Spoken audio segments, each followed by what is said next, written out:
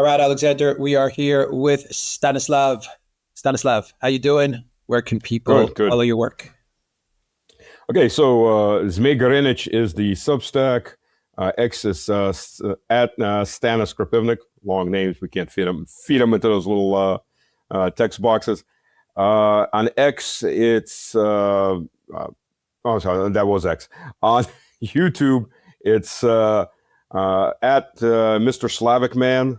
That's all one word, Slavic with a K. On Telegram, Stas Today Обратно is the Russian channel. Stas was there is the English channel. So yeah, I think that's everything. Yeah, I'll have those links in the description box down below, and people can plug into your work. Alexander, Stanislav, we have lots to discuss on Project Ukraine. So let's get into it. Indeed, we have. We've been through several months of orchestrated euphoria in the West. Ukraine is winning. It seized back the initiative. The Russians are on the ropes. Their country is crippled by fuel shortages. The war has been brought home to the Russian people. A rather sinister expression, in my opinion, which we will turn to later in the program, because that sort of implies to me a particular attempt to attack the Russian people specifically.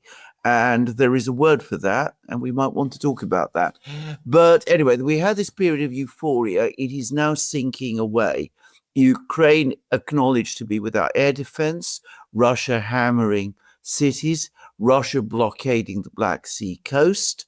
And again, I think there's an unwillingness in the West to talk about that because the implications of this are enormous, and events on the front lines now accelerating fast.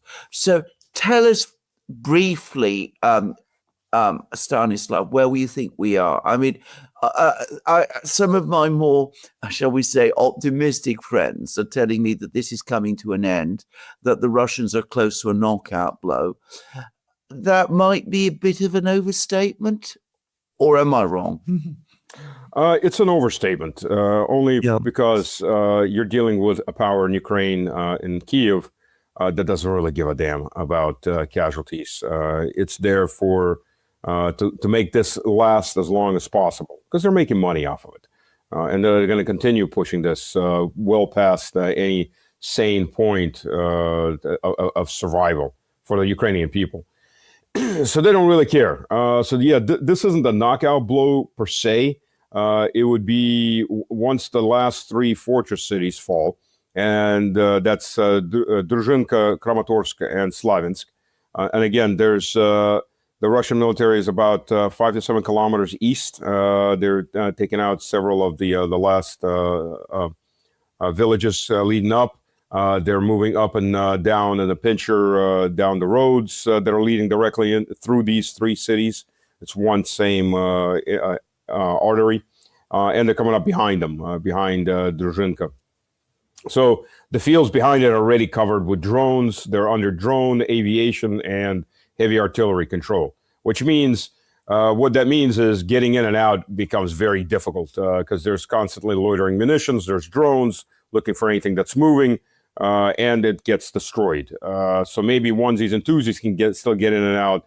Bringing vehicles is difficult as it is, but it's still possible through these fields. The thing is, we're in almost the middle of August. By mid-September to late September, the rains come, and all those fields turn into quagmires. I mean, if you've never been in a black earth quagmire, you have no idea. It's basically almost quicksand. It becomes such a fine mud, and there's no getting in and out over those fields. And that's it. Behind these three towns, or these three cities rather, there is fields. There are about 40, 50 kilometers of fields and small villages before you start hitting any major settlements again. Mm-hmm. There's some field fortifications that they've dug. These are trenches and dugouts. They're not in any kind of really fortified line. They're not anchored in any pre-prepared villages. And where they're at, you can either A, go around them, or they don't even have enough manpower to man them. And two, they're out in the open. Maybe at tree lines, but they're not this lines of in-depth fortification we've been seeing.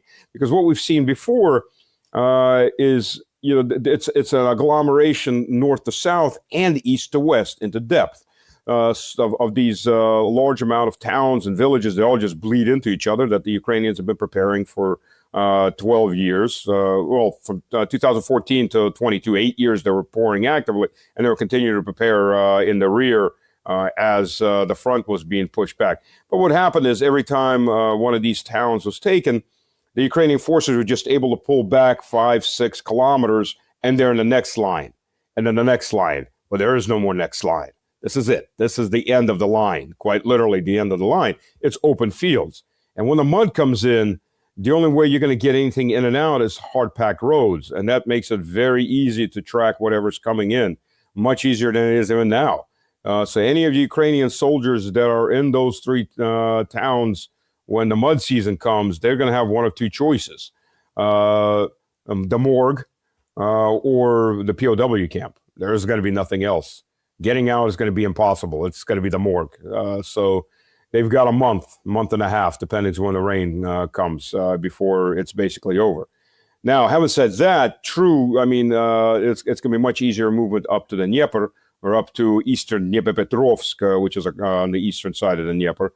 But that doesn't mean there's a full knockout blow. I mean, there's still going to be fighting as Russia's moving toward Kharkiv.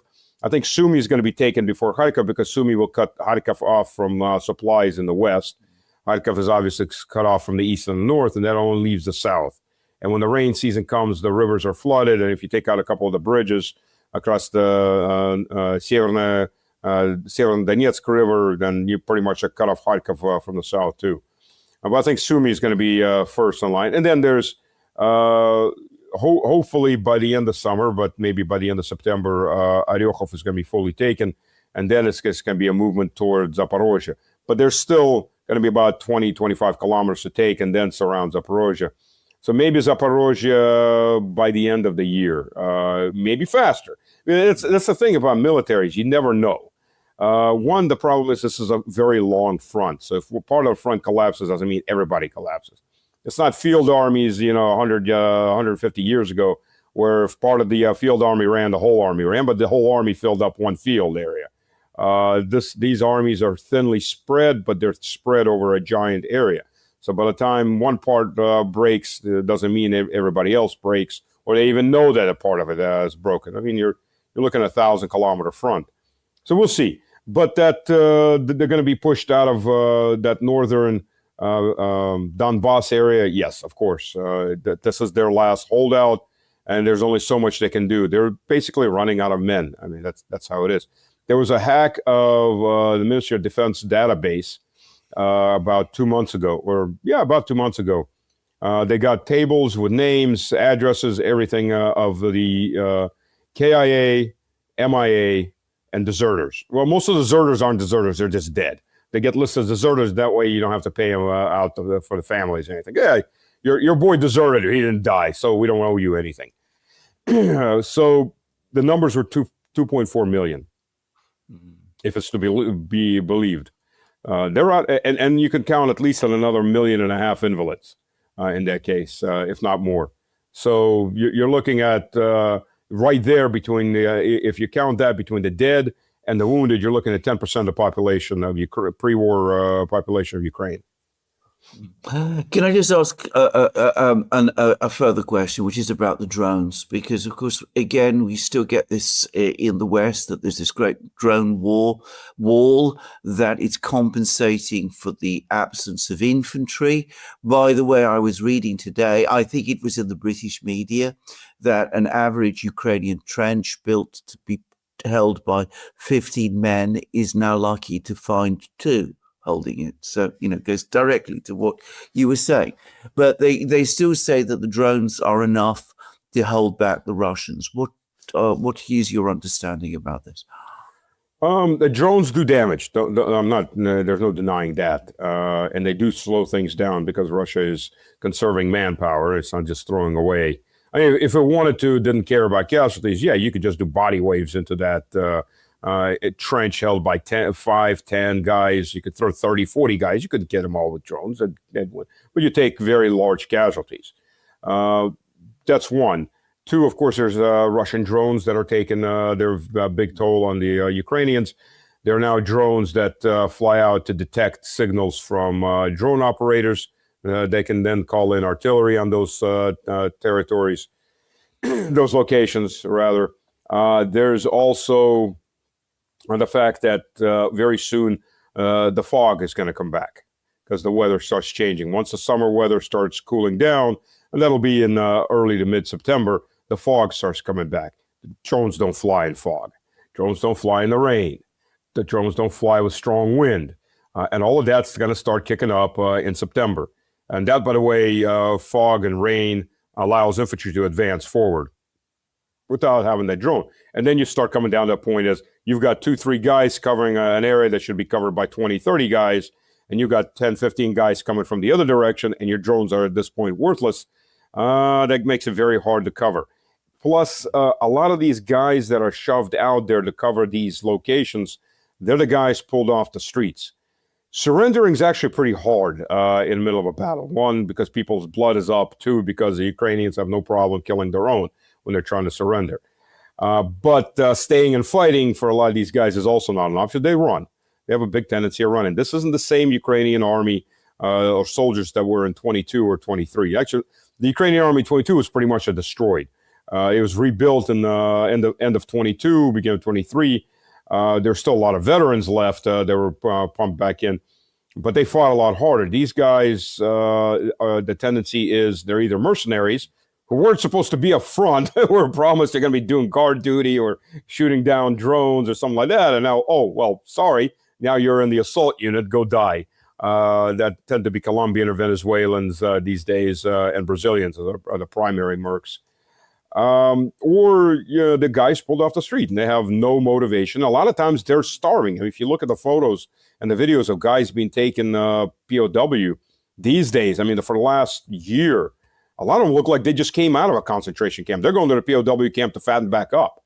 They haven't been fed for weeks sometimes. Maybe water dropped off, minimal ammunition, stand and die. That's their order, stand and die. Well, they didn't want to be fighting in the first place, let alone standing and dying, obviously. Mm-hmm. So, yes, they've got huge problems, very huge problems.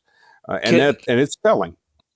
Can I just quickly round off on the front lines, on what's going on the front lines, by asking two questions. Firstly, there's been some reports that the Russians control now a significant part of Orechov. Have you heard anything about this? And secondly, has the change in the Ukrainian command from Syrsky to Drapati made any difference? I haven't seen any difference from what I've been seeing and from what I've been hearing. But then again, operations are mostly planned by American generals and some by the British. So Ukrainian generals tend to be the execution branch. They're told what to do. And Syrsky did exactly what he was told, General 200, which means General KIA in English. He absolutely, no extra thinking. I will do whatever I'm told. Zaluzhny tried to do the extra thinking. When there was obvious idiotic situations, he'd pull back, would do other things that made sense. Syrsky did exactly what he was told. And, of course, somebody needs to be the scapegoat, and guess who the goat got to be? So at this point, it definitely wasn't going to be an American general or British general. So there's that. Orykhov, I've heard rumors of it. I haven't seen. I know they were fighting at the edges of Orykhov. I need to call some people and dig in to see what the situation around it. Orykhov was cut off already for the last month. It wasn't physically cut off by a full encirclement, but it was tactically cut off because the main roads and the areas coming in were already under drone, aviation, and artillery control. So effectively, it was already cut off. Getting in and out was a very difficult concept on the N08 road. It looks like a letter H. It's in Cyrillic. It's a letter N. Okay, can we now turn to the other war, which is the war in the air? Now, I say the war in the air. I use that word carefully because I usually refer to it as the war in the sky. And I think I'm the only person who does, except today, amazingly, the entire British media has suddenly switched to calling it the war in the sky. But anyway, let's focus on that. Firstly, there are multiple aspects to this war. One, which is Odessa, the greater Odessa area, the Black Sea, the ports there all closed, massive attacks on the energy system. This is by the Russians against the Ukrainians. Can you tell us a little bit about the effect this is having on Ukraine and its economy and its overall situation, and on the supply of weapons to Ukraine, which I think it's now clear a lot of them were coming through the ports? Yeah, Ukraine, they sneak some amount of weapons in. Well, they used to bring in weapons not just to the port, they used to bring in by rail, and they used human shields. So they'd have a rail car with passenger rail car, a flatbed rail car, and a passenger rail car. So that if you even hit specifically the flatbed rail car, at least the last passenger rail car behind it would go off rails, and there'll be casualties. So they were playing off the fact that Russia wouldn't target civilians. And they were pulling equipment in that way. The other way they were pulling equipment, by the way, which is now out because Russia is also, by the way, targeting locomotives, specifically locomotives. And Russian partisans from the local Russian population, central Ukraine, are also effectively burning these locomotives. So they're now running out of locomotives. So rail is basically off. Hitting rail itself is a temporary victory, because you can fill it back in, you can put new rails down. It may take a day, may take a half a day, may take 2 days, but the rail line is back up and running.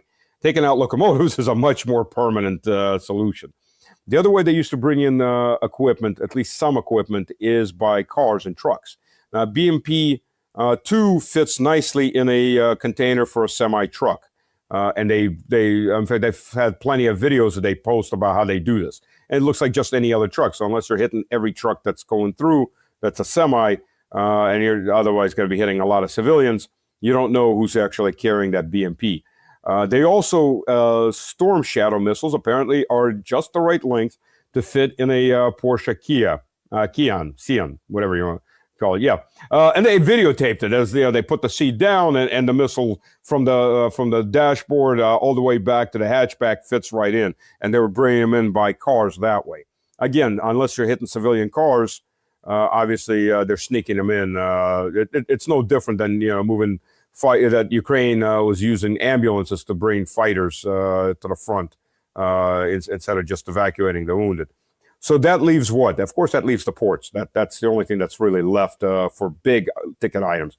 You can't put a howitzer in like that, 777, in a truck. It's just a little too big. You can't bring any self-propelled artillery into that. So they brought them in by ship, obviously. Now, remember, we had the green corridor for the grain deal. Why did Russia cut that off? It was under pressure, but Russia was constantly doing these steps forward, to look to try to get everybody negotiations. That's gone. That's over. That's obviously now over. The West is screaming bloody murder. Let's have a timeout in the air or on the sea. A time because it'll be good for everyone. No, it's only going to be good for you. The guys that are losing are the ones that want a ceasefire, not the guys that are winning. That's normally how things go. There are 7 ports. Odessa is the main one. Yuzhny, which means south, is north of Odessa, and there's 5 other ports to the south, 3 of them on the Danube. They've all been, basically, you had the 40 days of terror, which, by the way, hasn't ended. It's just gone down in scale because they've run out of drones. So they've been, they got all these drones that they were saving for this 40 days of intense terror. And they opened this all up by targeting Azov Sea and the Eastern Black Sea. Well, of course, the Americans are doing this. Let's be honest. There's American spy planes, American satellites giving live data. And most of the Ukrainians might have done is actually pull the drone up and push the button to launch it. But I mean, let's be honest about this. This is not a Ukrainian war. This is directly, as Marco Rubio said, we're intensifying to push them into negotiations. As Trump, yes, we're intensifying to bring peace. Well, no, it didn't work. They were just intensifying, and the first strikes were on civilian ships, which, by the way, a lot of those civilian ships weren't Russian. Azerbaijan, which is now continuing to give weapons to Ukraine. Aliyev was just meeting with, I think it was Zelensky that was meeting. was his foreign minister? His foreign minister was meeting with the Ukrainians. One of the first strikes killed 5 Azerbaijani sailors, including the captain of one of the 2 ships. They've struck a Turkish ship carrying grain. There's a lot of anger in Turkey right now, but Erdogan being Erdogan, he talks a game, but he does everything that's good for his pocket and not for his country. That's the way Erdogan has always rolled. And he's now made a deal to give old attack missiles, sell them to Ukraine or give them to Ukraine, along with MLRSs and other equipment, American equipment that Turkey had. So a lot of these ships got hit. And by the way, and the Americans are losing money because some of the hits came in on the Caspian Pipeline Authority. So Kazakhstan has lost about $4.5 billion. Chevron's lost somewhere around $5 billion. Because that's basically shut off now. And they've damaged the actual infrastructure of the Caspian Pipeline Authority, too, that runs out of Novorossiysk. So there's a large swath of area that was hit. Well, Russia responded. Russia showed that it can escalate a hell of a lot further than the West can. It's been holding back, and the West, unfortunately, in its own stupidity, has been taking that as weakness or incapability. Well, they've shut down, they've made Ukraine a landlocked country. They've started hitting everything that's coming in and out of those ports, regardless of what flag they're putting up, and they've destroyed the ports. They've hit Odessa before multiple times. The Russian military hit Odessa multiple times, but it was more like warning shots or, they'd hit one thing. It wasn't a systematic approach. They'd strike one, they'd strike another, and it was not a continuous strikes. Now we've gone into a systematic approach of de-industrializing Odessa and all these other ports. They're basically destroyed. And there's ships that are being sunk, or at least the controls damaged, so they're just drifting in the, including Turkish ships while we're at. And the Turks who didn't say anything about the Ukrainians are in a hard spot too on this too, because they're caught in between, but they're trying to play both sides. So that's Odessa right now. That has closed down the ports, but that's not the worst part about just the weapons. Odessa, after all, is also how they got the grain out, and the sunflower seed out, and the iron ore from Poltava out. And they're looking at $50 billion in losses to the economy. So you can't get it out by rail. They were wanting to get it out by rail to Konsta, the port that Zelensky tried to genocide 3 months ago. They were thinking about doing Konsta, so Russia started cutting the bridges in Odessa province, heading into Romania. Mm-hmm. So that's out of the question now, too. The only thing left is trucks. At best, you're going to get about 5 to 6% of that volume out by truck.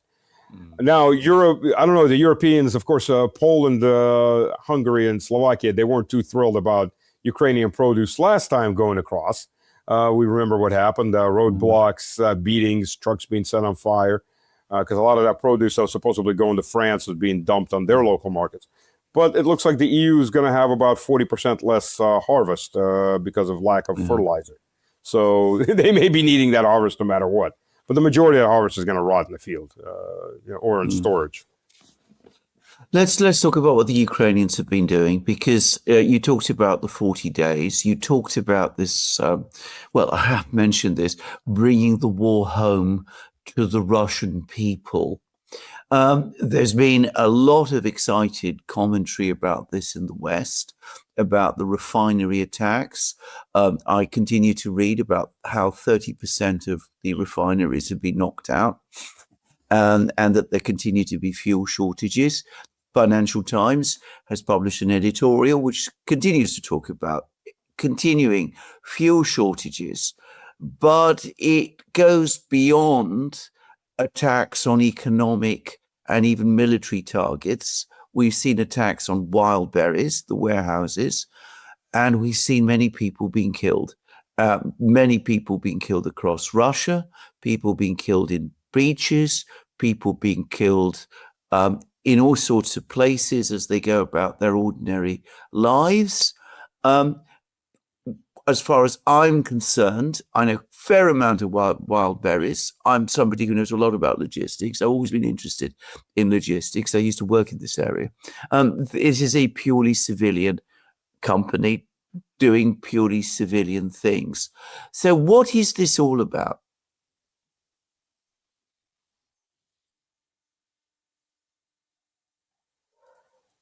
Okay. Stanislav, did you hear me? Yeah. Yes, I heard everything. Okay, so first of all, let's begin with the Hornets, Palantir's drones, which are Palantir is a terrorist organization. Thiel is a terrorist, and because these aren't just military targets. Palantir drones are programmed when they're running about at 20% or less battery power. They start aiming at anything that moves. They call it clearing logistics. I call it murdering civilians. And I've been down there with these drones were thick. The last time I went down was about 2 months ago, and that was a big problem. And Russia went Mad Max. Basically, they started turning everything into technicals, taking a lot of these hatchbacks. They take the hatchback door out. They turn it into technical, put a machine gun mount, plus dedicated vehicles for that too. And they were all over the place, escorting trucks, shooting down these drones. But these drones were targeting civilians, and civilians, unfortunately, civilian cars don't get gun car escorts as they're riding up and down roads. We were warned which roads to absolutely stay off of that I normally would be taking, and we had to go further in, and it was still relatively high risk. At night, you're still having 4 to 5 drones by the drone detector flying around. You don't know if they're yours, if they're Palantir.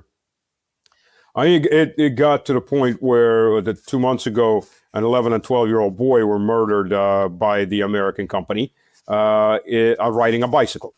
Had a Hornet drone strike them. This is the level of what we're talking about. I mean, just absolute terrorism. So that area has basically been more or less secured.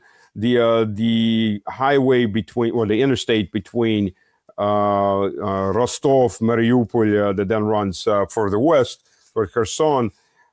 There's now that the reaction forces have showed up and have been built up. They've taken out I think the last count was around 1,400 Palantir drones. Apparently, these drones are actually pretty easy to take out with a machine gun. And I just came back from Anapa. Spent almost 3 weeks there. Well, 2 weeks, 2.5 weeks there, and then half a week, a couple days up in the northern Krasnodar area on the Azov Sea. And I'll tell you this. First of all, as far as fuel goes, 2 months ago when we went down there, fuel was difficult. It wasn't a catastrophe, but it was difficult. And it was, maybe every second fueling station in the cities, 1 in 4, 1 in 5 on the interstate. Donetsk Oblast was even worse off. Rostov was heavily hit because there was a lot of traffic going south for the summer too. On top of that, when I went down a month ago on vacation, so we came back a week ago. I took one fuel canister, never touched it. Fuel was, well, I wouldn't say difficult, but we spent some hours in lines here and there. But then again, I kept topping it off every quarter tank, just in case. Coming back, I was topping it off every half a tank, maybe even less of a tank left. There was no problems on fuel. Fuel's everywhere. Some mom and pop stores don't have fuel. That's true. And by the way, the government's got none on that because it's accusing the larger companies of using that. This crisis, non-crisis, as an excuse to just push out their competition because those mom and pops buy from the big guys. I mean, they obviously don't have refineries of their own. So again, lucky for these journalists, they don't really have to write any stories. They just need to change dates because we had the exact same thing last August. They're just doing it a month earlier this year.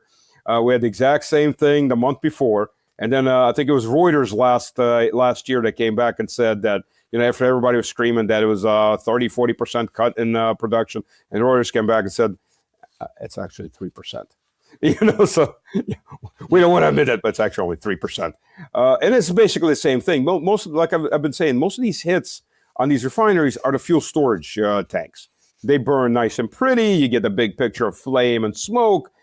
But that's it. The pipes are cut off on them. Nobody's going to put them out. They just let them burn out and they replace them. So 2 weeks, the refinery's back up and running. So that's from that side. Wild berries. Plenty of wild berry trucks on the roads, by the way. Well, the problem for the propagandists is everything has to be same state and getting worse. because they can't, propaganda doesn't work if the other guy starts reacting to it. I'm talking about taking measures to react to it. Well, wild berries has been around a lot longer than these giant warehouses that they use have been around. Wild berries just went, two things happened. First of all, Tatiana Kim, who owns Wild Berry, she's worth about $8-9 billion. She did two things. Even though in the contract she didn't have to, she's paid back everybody that was selling through Wild Berries and lost their property. So she's compensated out of her own pocket, plus the families of the people injured and killed. She's been very generous in compensating them. Second thing the Wild Berries did was it dispersed. They went back to their old model of using lots of small warehouses all over the place. I just ordered some stuff from Wild Berries. Okay, so it may take an extra day to get it, but you get it. The women will not be denied their sea cucumber gel cream for sea cucumber sleeves that they put on their faces. For you, it's still coming. That's not an issue. So Wild Berries, and they try to do the same thing with ozone too. And again, they just disperse back to a dispersed warehouse model. It works. They're still there. It took a little adjustment. So yes, you can destroy the warehouses that are mostly empty. Most of them have been damaged or destroyed, but the company's still rolling and products are still moving. But the only reason to hit Wild Berries, as opposed to New Post, Nova Pochta in Ukraine, is just to bring terrorism. Now, Russia responded by destroying everything that's associated with Nova Pochta. Nova Pochta, on the other hand, actually did move military equipment, and they even advertised it. Russians actually do watch Ukrainian Telegram channels where they tend to put everything up there like that. And they showed how Nova Pochta trucks were actually being used as part of the military logistics systems to bring in flak vests, bring in helmets. I'm not talking the family bought a helmet for their guy and sent the helmet forward. I'm talking about large shipments that their trucks are moving around. So Russia started taking them out, and nobody wants to talk about that one. But those have been destroyed. And now that it's become an economic war, Russia's gone over after all the warehouses. Kyiv is running out of food. The videos out of the grocery stores is empty shelves. Very, very empty shelves because the warehouses are being hit. And it serves another purpose. Gets the civilians out of the kill zone.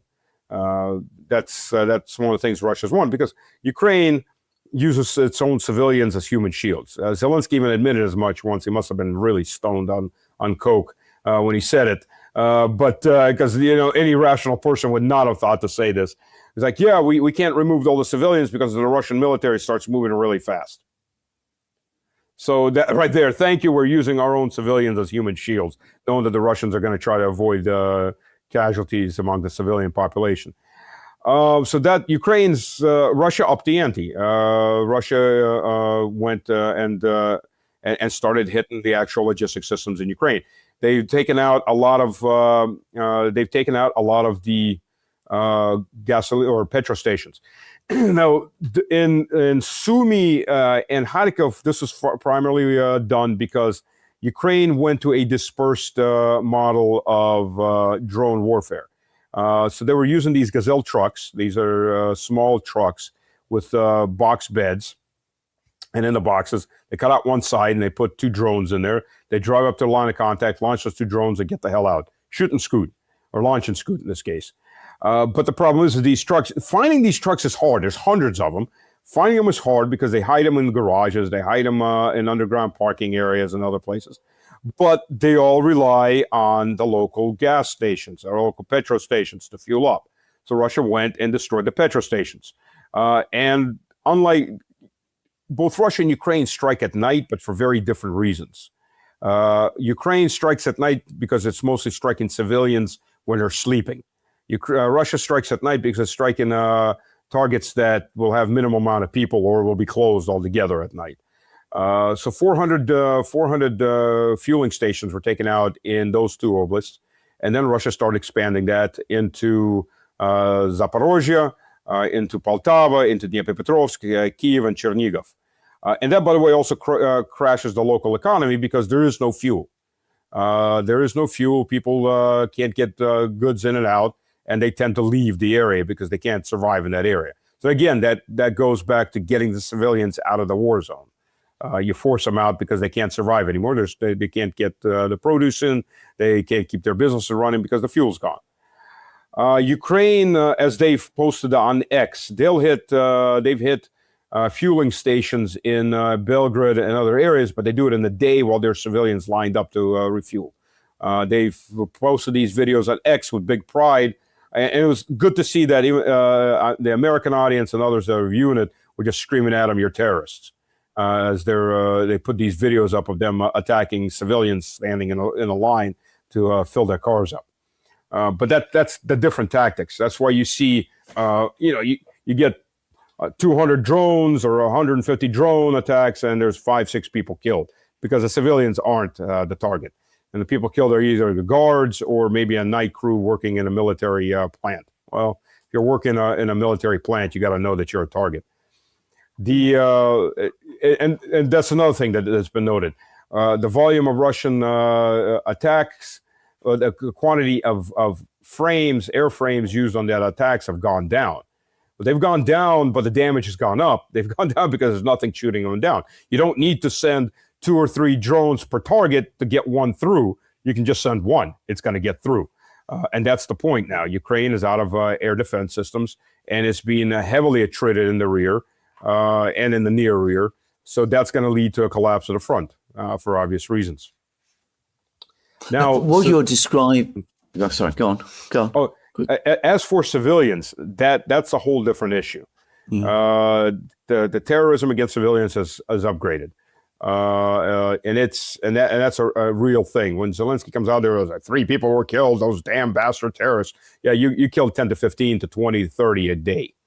That's the reality. Is they hitting factories these days, hitting anything is hard, particularly because there are gun trucks everywhere. The refineries, the oil companies have now been allowed to hire their own gun crews.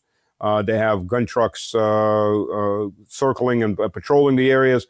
There's volunteer brigades being set up everywhere for machine gunners and drivers, and money being raised to buy more pickups and turn them into technicals. There are technicals everywhere. So that makes it difficult, again, to strike these specific targets because they're coming for the refinery. So you wind up having a lot of gun trucks running around. And these drones are actually very easy to take out with machine guns. When just to understand volumes destroyed drones, first of all, when I was in Anapa, 4 to 10 sirens every day. And sometimes you watch the drones flying overhead, depending where they're at. We're 100, we're just north of Anapa. It's all now Anapa. They've annexed all these villages up and down the coast into the city. We were about 100 kilometers southeast of the bridge. So again, Russians are Russians. Yeah, it's a air raid siren, whatever. We're staying on the beach. It's just the Russian mentality. It's hard to phase Russians. But you see the drones heading overhead, and then you can sometimes hear them getting shot down somewhere, machine gun fire and explosions. Now, when we went to the Azov Sea, we were quite literally one row of houses away from the beach. We were renting a house there all night long. And this was they weren't shot down by missiles, they were shot down by autocannons because there's Panzer standing there. All night long, you hear this boom, boom. And this is like every 5-10 seconds, maybe half a minute, maximum a minute, all night long. So there's hundreds of drones being shot down. The amount of resources that are being used up, because believe me, the autocannon rounds are still a lot cheaper than these drones. No matter how the drone may run you $40,000, that autocannon drone round is going to run you $1, maybe $5. And you throw 30 of them, you're still making a much cheaper investment into taking those drones out. And it was all night. The 2 nights were there all night long. You're just hearing them taken out. You hear the explosions of the drones being taken out, and they're detonating. We did see one tanker that was smoking off on the far distance. We were there the night we were in. This is in Krasnodar, so we were maybe about 100, 150 kilometers away from the night that the Zaporozhye resort was hit. That's what they're aiming for now. There's resorts. They hit them at night because that's people are sleeping. killed about a dozen civilians, women, children, families, injured twice as many. Gelendzhik, all the people are talking about, it was shot down. It was not shot down. There's one Panzer, I'm not going to say exactly where it's at, but there's Panzer systems there, but they're aiming outwards. They're not aiming into the Gulf for obvious reasons. There's civilians there. That drone, you could see that drone that came in. It wasn't smoking. There was no tracer rounds. It was premeditated murder because you also saw it kind of turn and then aim straight down at the civilians. So that was premeditated murder. The thing is, you can still overwhelm any system. No matter how many drones you throw out, sooner or later something will get through just by sheer numbers. And they're aiming for apartment buildings, and there's a lot of apartment buildings, obviously, in Russia, and private residencies too. They've been taking out single or double, two-story single-family houses. You can't defend all of that. We've had 2 days ago, they hit an apartment building in Belgrade. And Belgrade is especially vulnerable because between Kharkov and Belgrade is 45 kilometers. And the border's halfway there. And the front's moving toward Kharkov, but, it's not a very far flight. So by the time you start picking up the drones coming in, and particularly a lot of these drones, the only metal parts on them is the fuel tank and the engine. Everything else is wooden. So they don't exactly shine on the radar systems. By the time you're picking them up, it's already in the city. 2 days ago, 8 civilians were killed, 24 were injured when their apartment buildings were struck, including small children were killed. Two small children were killed. Yesterday, they struck in Tatarstan, again, apartment buildings. I think there was 13 people were killed. So they've gone to full terror mode. That's the only thing they can do. They're losing on the battlefield. Their 40 days of pressure didn't work and would have never worked. Fuel crisis is not a crisis. It's not even an issue anymore. And they go after civilians. Well, perhaps also for one specific person, because I'm just going to give you the headline in the Daily Telegraph. This is also about a recent attack in Krasnodar. And the headline is, Ukraine destroys air defenses guarding Putin's holiday home.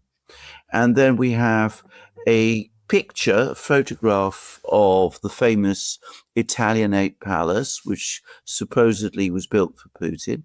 And then we're told that an S-400 system was attacked there, a launcher.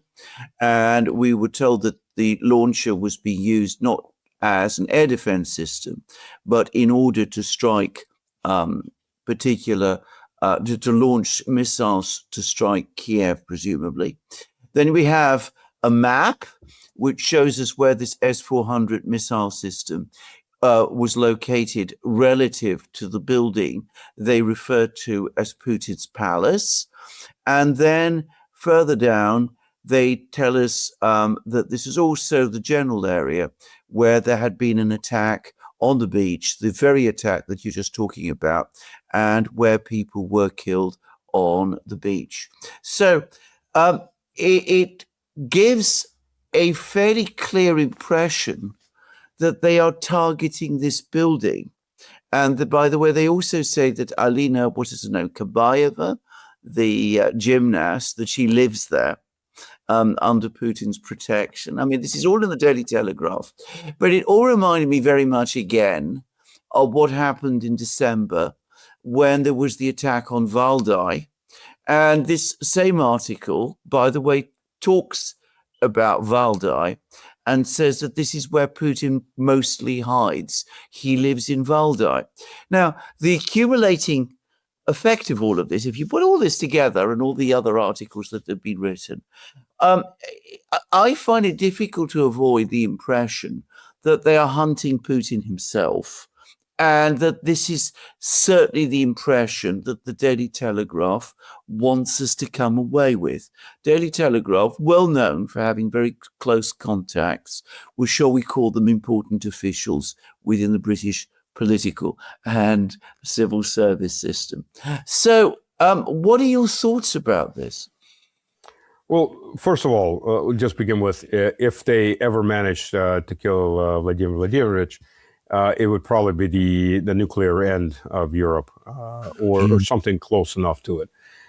Because talk about doing the stupidest thing humanly possible. Vladimir Vladimirovich is the only thing that's keeping European cities from burning at this point, quite literally.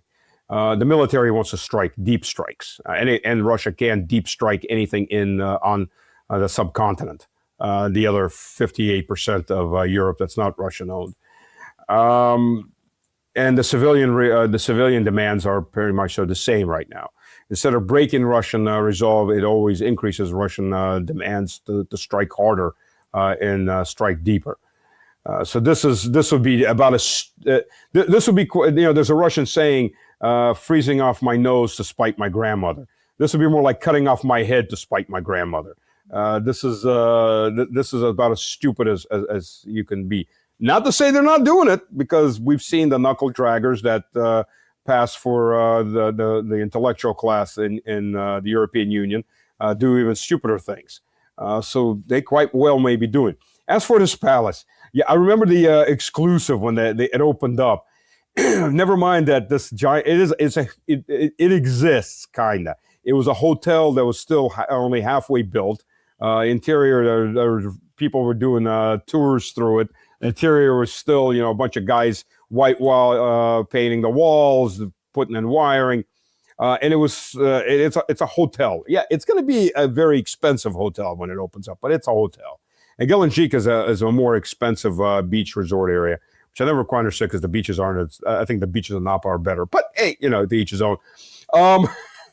If it was so badly done by Western hack artists, they put on the gates, because the gates don't even exist, so they photoshopped the gates in, and they copied the gates from a Macedonian, I think it was a Macedonian gates from some part of Macedonia. And why do we know this? Because there's a double-headed imperial eagle on there. Well, the thing is, it's not just the Russians that use that. And when people zoomed in, it was the Macedonian flag coat of arms on there instead of a Russian coat of arms. I mean, this is very bad. It was Navalny's crew, if I remember, that did it back then. So I guess we're back to that.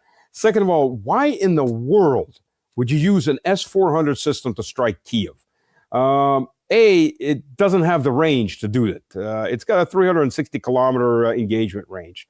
I'm sorry, S-400 has a 380, S-300 has a 360. Still not going to get to Kiev to begin with. Sure, you can remodify these missiles, and Ukraine has done that with S-300s and S-200s to use them as a ballistic missile. But it's pointless, especially when Russia is mass-producing Iskandars that can quite literally reach out and touch, never mind things like Oreshniks and plenty of other missiles.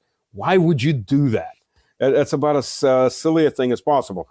Now, placing whether or not there was an S-400 hit, I don't know. I've seen it. All I saw was published pictures of smoke and videos that some locals took, which are stupid enough of them to take that.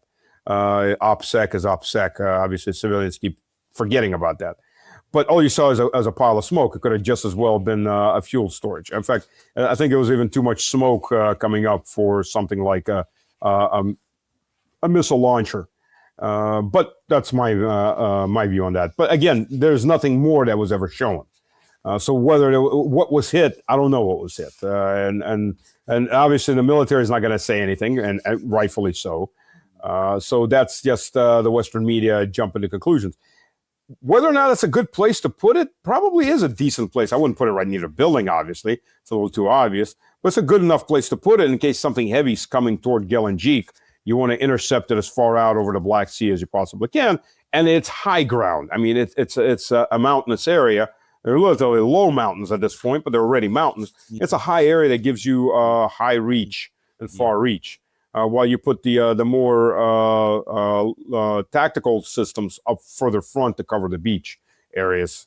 So yeah, I'm sure there's somewhere up there would be a system. I'd put one up there somewhere. Yeah. Whether that was hit or not, nobody knows. And if I knew, I wouldn't say it for obvious reasons.